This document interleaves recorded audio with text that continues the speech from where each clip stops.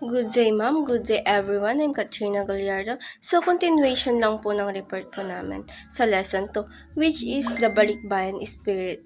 So, Balikbayan Spirit reflect the strong emotion ties Filipinos abroad maintain with their homeland. And economic, this is through the purchase of product of. So pag sinabi nating balikbayan spirit is ito yung isang nagpapakita kung gaano kalakas yung emotion at connection ng mga Pilipino na nasa ibang bansa. For example is, meron tayong mahal sa buhay na nasa ibang bansa. So kahit na malayo sila sa isa't isa, meron pa rin silang connection sa minamahal nila. So dahil dito is parang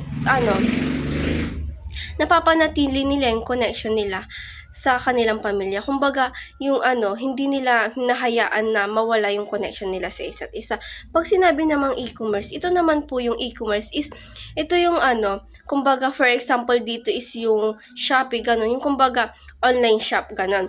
And next is in addition, pagmamalasakit encourage Filipino to show care and concern for other extended to their online behavior. So, pag sinabi natin pagmamalasakit, is ito yung isang Filipino value na nangangahulugan nagpapakita ng care and concern sa ibang tao. Kasi alam naman natin na ang mga Pilipino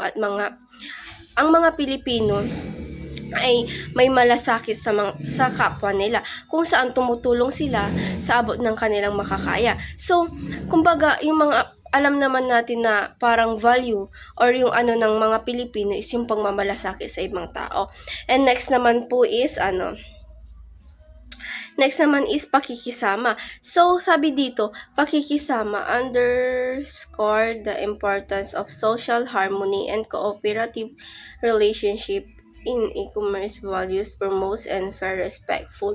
So, pakikisama, pag sinabi po natin ang pakikisama ay about naman siya sa magandang relasyon o pagkakaunawaan at cooperation sa ibang tao. Mahalaga ito sa culture ng mga Pilipino kasi gusto nating mas maayos ang samahan ng bawat isa. For example,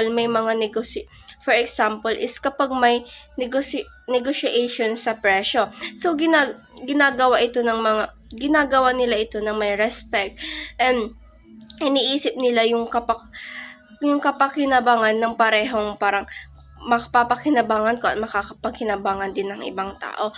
Parang iniisip nila yan. So, alam naman natin na ang bawat Pilipino is marunong silang makisama sa ibang tao, ganun. Yun lamang po.